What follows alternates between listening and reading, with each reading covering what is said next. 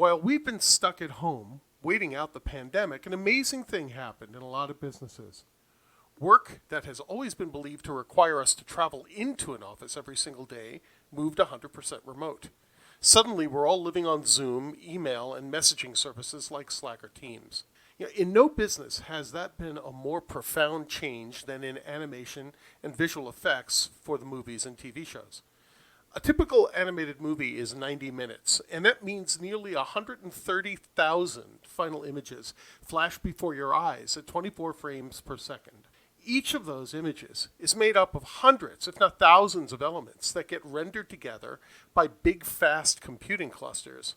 And an important element that ties all of this technology together is the concept of latency. That is, the time it takes for data to travel across whatever network between the devices. The closer the two devices are, the shorter the latency and the faster everything feels when you use it. When you're working with the volume of information in a movie like, say, Shrek, it's always been important to keep the artist close to the art. Well, last March, we sent all the artists home due to COVID. And to keep our entertainment, a relief valve for millions, in production, very smart engineers and administrators had to quickly figure out how to give those artists tools that could stand up to the latency of being away, yet still allow them to be productive at their jobs. The amazingly successful transition will have changed the way we work forever. We've proven that offices just might be obsolete for many jobs. Some have taken advantage of this to relocate to less crowded and expensive places, while still keeping their current job. Unheard of in the pre-COVID world. When we all emerge from our cocoons and back into the world, hopefully very soon, we're going to have to reckon with the change and revel in the new freedom.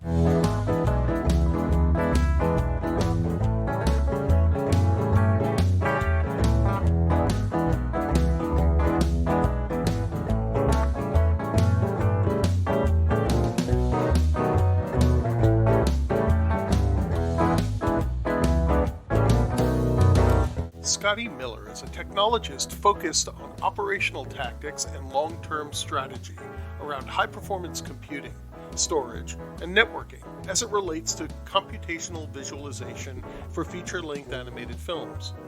A graduate of California State University at Fullerton, he spent 11 years in aerospace before landing at the Walt Disney Animation Studio, where amongst his many achievements, he helped build the first all-CG pipeline for the movie Dinosaur.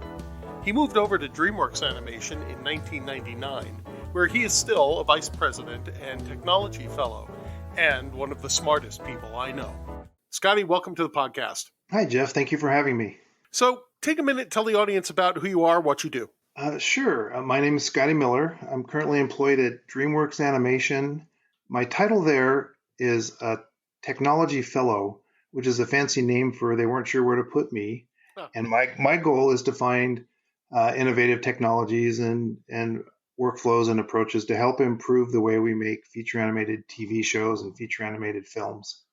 My other hat is I'm also the vice president for our infrastructure and platform team, helping implement everything from data center to compute, storage, networking, end user compute, platforms, public cloud, all the rest. So my team does the work and I get to think it up.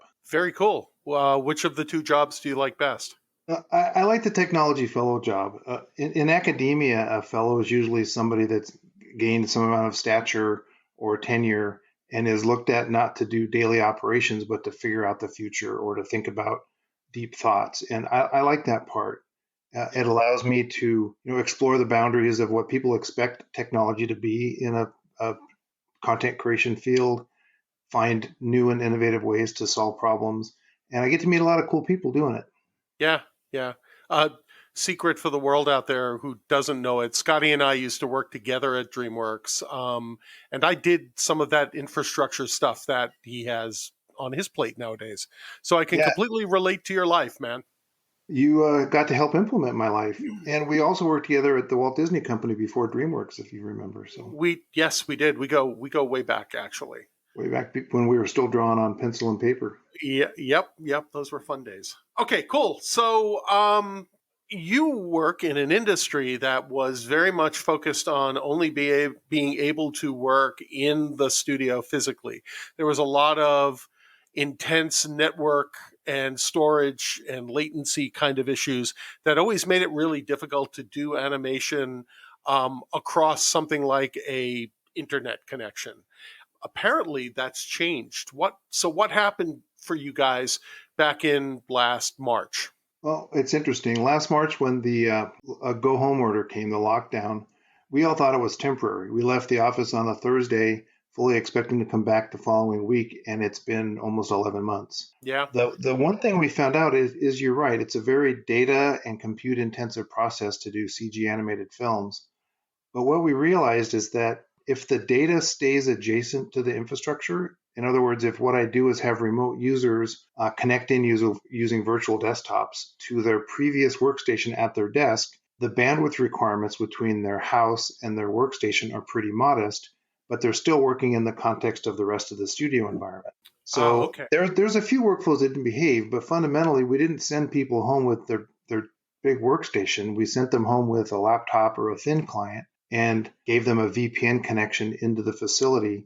So I describe it as just your desk was now 30 milliseconds away from your workstation.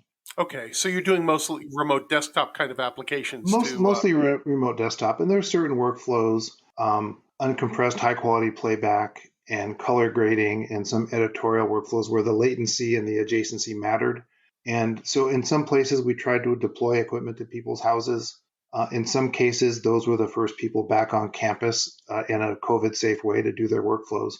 Okay. But remarkably, we released a film early in the pandemic and we completed and released a second film all the way through the pandemic. That's very cool. On schedule, on time. No. On schedule, on time. One of the things we've learned is that people can be even more productive when they're not coming into the office on a regular schedule because with Groundhog Day effect, we lose track of what day and what time it is, so people just work when they want to.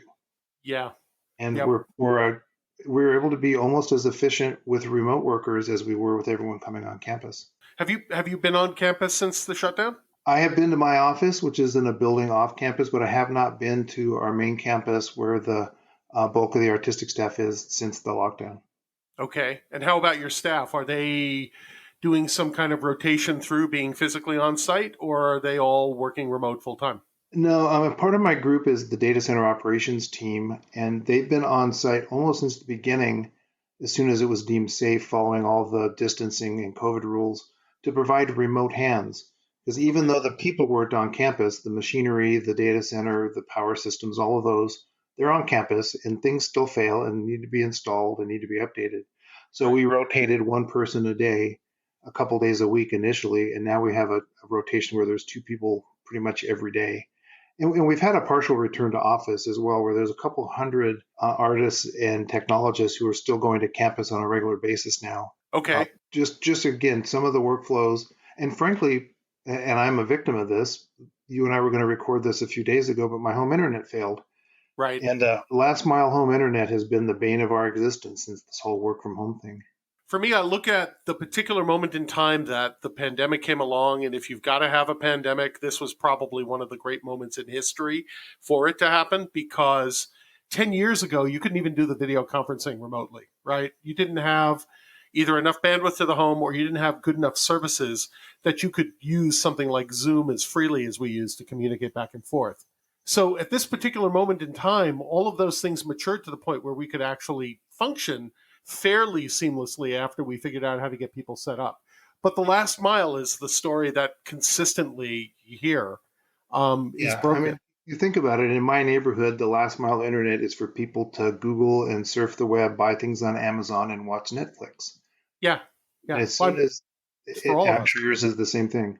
Yeah, yeah, and it's the product of decades of very very large corporations that didn't invest in the infrastructure they needed to invest in because they didn't have to because they were. Yeah, it's all terribly oversubscribed. It's all not expects everyone to use it at the same time. And I was a little disappointed. I'm in a neighborhood that's only around 15 years old, and the best I could do is either older oversubscribed cable internet or a DSL based copper wire internet. There's no fiber. I'm hoping that Elon and his Starlink satellites will save our day one day, but Yeah. for now, Oh, we do what we can do. okay. So, as you've been working remotely all this time, has there been any new technologies you've seen out there that have been introduced that are worth looking at? I mean, it seems to me that large portions of the world just kind of stopped doing normal business and stopped rolling out new product or new material just because they were afraid they couldn't draw the audience they needed to draw. Um, uh, has that been your experience, or are you still seeing interesting and innovative things coming We're out? staying interested. And in fact, if you were trapped at home for 10 months with your kids, some form of entertainment or distraction has proven to be necessary.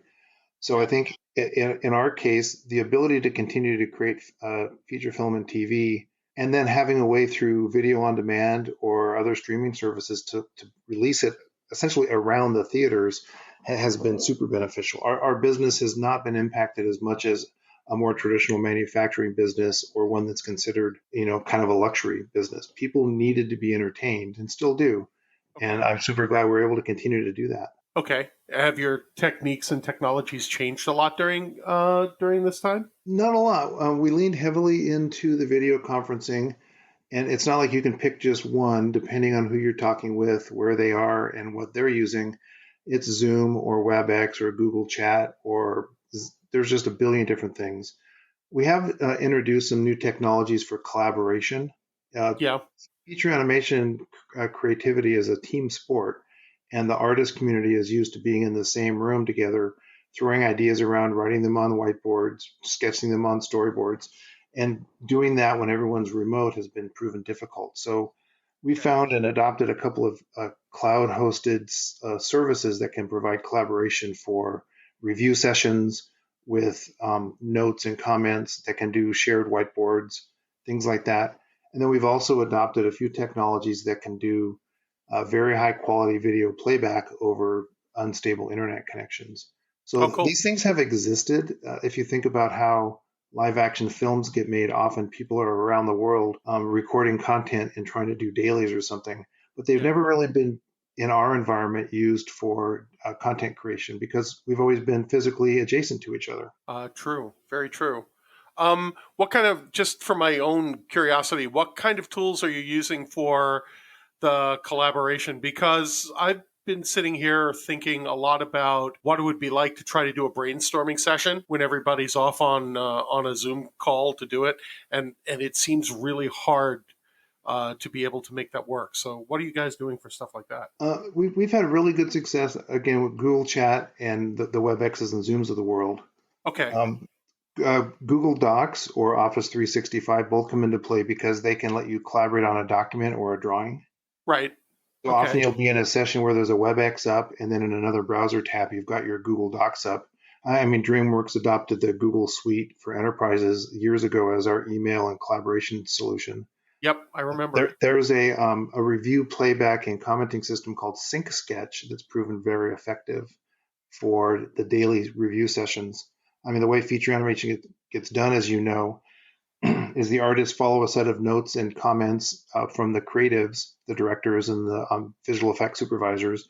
They Yeah. do their work in whatever their workflow happens to be, and then they look at them the next day, get some notes and updates, lather, rinse, repeat. So the ability to, instead of sitting in the theater or in a review room to discuss the content, is we use the Sync Sketch application. So everyone's looking at the same display. Everybody can do markups or take notes or make comments to each other while looking at the same content. So it's as if you're in the same room, even though we're all scattered around the globe. Okay. Speaking of scattered around the globe, are you starting to see people migrating away from the Los Angeles area to live now that they don't have to be physically in the studio? Yeah, we have. And it's interesting because some people have even moved away from California into new environments without telling anybody. Oh, Because okay. you can't tell. I've got no reason to go check on somebody. I mean, it hasn't happened to us, but I've heard stories. And I know Yeah. some of the hyperscalers and other Silicon Valley companies are almost encouraging it because the cost of living is lower. But at the Right. same time, I think they're also adjusting salaries for people based on the region where they live, not where they're Right. contributing their work. Yeah, that's kind of one of the questions I have in my head is how does a business now decide it's going to pay an animator, let's say, who's picked up and left LA and moved to Iowa versus the guy who's still in LA? You Yeah. can't have that dramatic a pay scale difference necessarily for the same job and not build some kind of animosity over it. No, I think that's part of it. There's biases involved in everyday life and the things that we do, and one of them, a distance bias, is those people are both further away and participating in a different cost of living. So it's a big conversation. How do you pay people for the work, not for where they're working? Right. So one of the ways I like to put it is that work really is an activity. It's not a location. Yeah. And sometimes we provide a nice location for you to go in to do your work, but often the work is a product you can do from anywhere. Yeah. Do you think these folks are coming back, or you think they're all staying out where they're out? I think some of them would. I think people who, I've got people who have left because of family obligations or because they're not happy with Southern California for whatever reason. But a lot of people like it here. I think the weather, the access to recreation, and the opportunities are pretty attractive. Yeah. And Yeah. people will come back if they can, but hopefully they didn't exit the real estate market in Southern California when they move to Iowa because it'll be tough to get back in for sure. Yeah. I agree with that. What about the lack of physical contact with people, the lack of being in a room? How's that been affected? How's that That affected you? that's the hardest part. I mean, probably the thing I miss the very most. You remember the Dreamworks campus? It's got this really beautiful outdoor area where you could grab a coffee and sit and talk about stuff. We used to hold our meetings outside when it was a nice day. We used to, bump into somebody casually at lunchtime and have a great conversation. Yeah. And that spontaneity, the grab a cup of coffee and sit and chat, I miss that the very most. Yeah. And I think I know my kids who are also social people that going to high school and seeing your friends is not the same through a Zoom window versus in person. Yes. I have a 19-year-old daughter who had the unfortunate luck of graduating last year. Oh no. So the entire second half of her high school senior year, which was all the fun stuff, was canceled, right? I mean, there was no prom, there was no senior trip to Disneyland, there was no graduation ceremony. There was the drive-by. That's a new invention that I hope goes away someday. Um, and then of course she went on to Cal State Long Beach this year, and she's taking all of her classes remotely. So she's sitting in her bedroom on her Zoom chats. Um, and one of the things she does on the side to help make a living at this point is she teaches fifth graders, and she's trying to teach 10-year-olds, 12-year-olds how to play an instrument for the first time over Zoom. And I can tell you, it's not been a lot of No, fun. I can't even imagine. Yeah, I mean, hopefully, I know that at least around here, the high schools have opened up for physical conditioning for the sports teams. Yeah, And I think the people I know that are in band or music programs are able to get together socially distant. Interestingly, percussion and brass can participate, but no yeah, woodwinds, yeah. That's violins. So they're able to do some in person playing. But yeah, for me, the whole, if you didn't know these people, especially, I don't know how you meet and form a new relationship through a 2 by 2 inch window on your laptop. Yeah. I mean, she's managed to build a circle of friends at college around like her particular subject area. The flautists are all together in a group, and they've sort of formed their chat, and they have their every couple of days they get together and they just do video chats and things like that together. But it's got to be really strange, right? Because the physical interaction hasn't happened yet. It's going to be great when everybody's got their shot and the colleges reopen again and they finally get to meet for the first time. Yeah, my oldest is a senior in high school this year, so we did the whole college search application, figure out what you want to be when you grow up process from the living room. Okay. And the inability to go on a tour at a college you're interested in, to go visit the campus, to go see the surrounding community has been made it really hard. I Yeah. mean, you can't pick a university based on their webpage. Yeah. No, It's been absolutely. tricky. So I'm hoping that at least this fall 21, that the kids can go back to school in person and have that real college experience, because that's half the goal, right? You want to Yeah. have that go away Yeah. experience. It's not enough to be in your bedroom watching Zoom. Yep. No, absolutely, absolutely.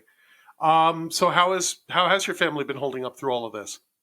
Remarkably well. We go stir crazy once in a while, so it's important to try to go outside.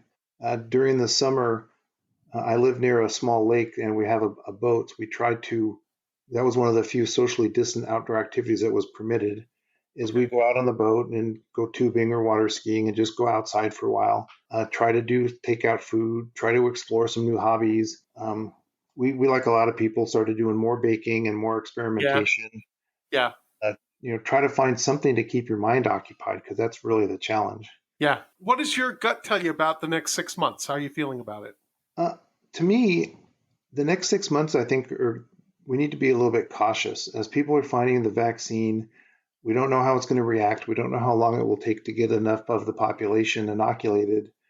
I'm afraid we're going to have a little bit of the roaring 20s where after the pandemic, people overreact and overshoot and go be extra social and extra party and potentially create another short term outbreak. But for us particularly, work hasn't declared a return to office date. There's a couple, well, it's not going to be any sooner thans, but it's looking like we'll maybe be back in the office at a reasonable rate in the summer. Okay.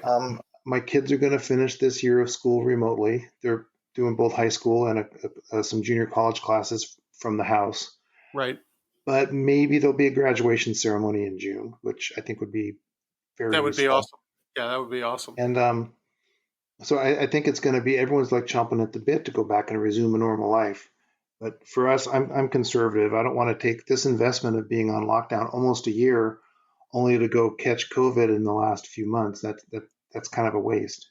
Yeah, no, I agree with you. And I was frustrated after watching the way we kind of tossed the summer away, which led us into the bad rounds in the fall. And of course, winter was ridiculous here in Southern California, right? I mean, we knew what we had to do. We had proven it back in the late spring of last year when we got our numbers way down, and never should have wound up in a position like we were in through the holidays this year, where literally, I mean, down here in the South Bay, there were no hospital beds. The hospitals were at 100%. My daughter noticed the refrigerated truck parked out behind one of the local hospitals yesterday. Said, Yeah, "Well, it's they're crazy. hiding it. They're trying to hide it well."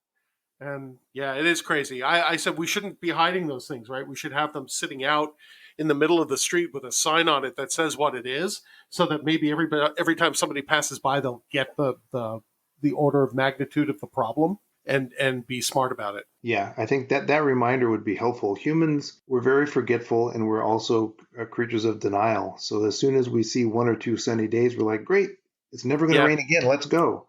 yeah, And yeah, the same thing up here. I live in north of Los Angeles in Santa Clarita. The hospitals were full. Stores were running out of supplies again because humans are also hoarders when we get scared of something. yeah, And we needed to be reminded we're not done yet. yeah.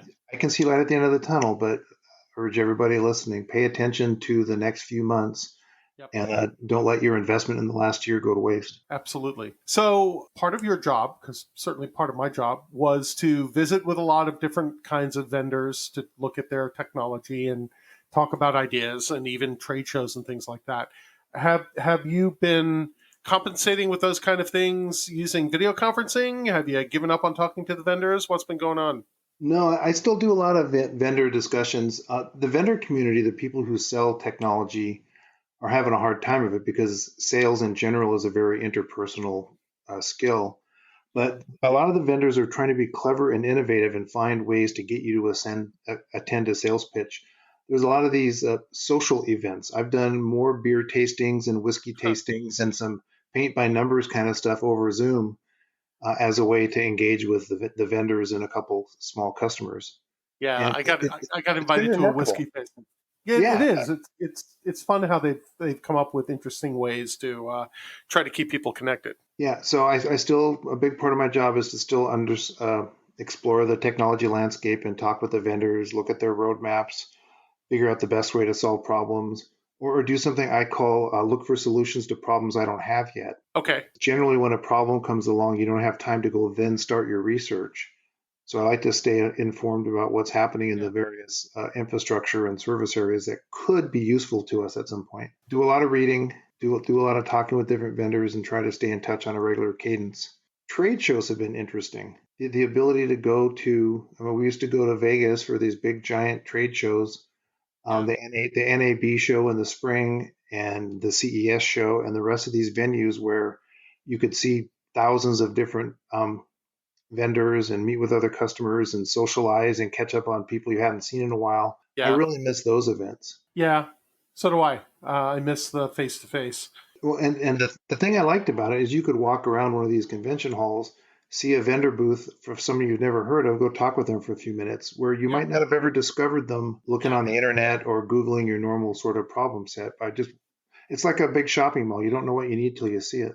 Yeah, no, I discovered a lot of hardware vendors that I went and followed afterwards until they matured to a level where we were ready to start playing with them in a real compute environment. So I totally agree with that.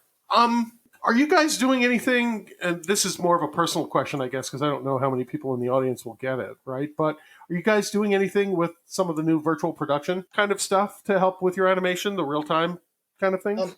we aren't directly, but if you recall, one of the things we had at DreamWorks is a pretty active motion capture stage where we could Yeah, do a lot of the pre-visualization or early storyboarding as a way to use a live action technique to try to converge on what the story could be. yeah, to create So, reference material to work from, right? yeah, and it also provided live action directors and filmmakers a workflow that was more natural to them. I mean, traditionally in animation, I tell you, I have this cool idea. You say, great. And you go off for 6 weeks and you sketch it out. I Right. watch it and say, no, that's not right. But if I have a motion capture stage with virtual cameras and the ability to change virtual backgrounds, Yeah. I can very quickly shoot 3 or 4 or 10 different action sequences and pick the one that works best for me. So, Okay. because we can't physically get in on campus and in the stage, we have been exploring. Maybe you can use game engine technology. Maybe you can do a more sort of a remote people but shared experience kind of AR VR Yeah. experience. It's early for us. I don't see AR VR, for example, being a product as more an authoring tool. Yeah. If No, I I can agree. come up with the way to immerse creative talent into the same virtual space so they can play off each other and iterate quickly, I think that could be very useful. Yeah. I mean, I've had a lot of time on my hands, so I've been spending a lot of time between the Visual Effects Society and just learning. I went out and got myself an account on Epic to download their game engine and take their online training to learn all about it. And it's remarkable to me to see what filmmaking has become in the last few years between the use of, gigantic LED screens that are basically eliminating green screen processes and, Yeah, what's real time interesting, animation. yeah, that's almost a return to the old days when all visual effects were done in Yeah. camera, where Yeah. it was done on the set with miniatures or forced perspectives or some other thing. Yep. And then we got a little digital happy with green screens. And I'm glad to see we figured out a way to go back onto a practical physical set.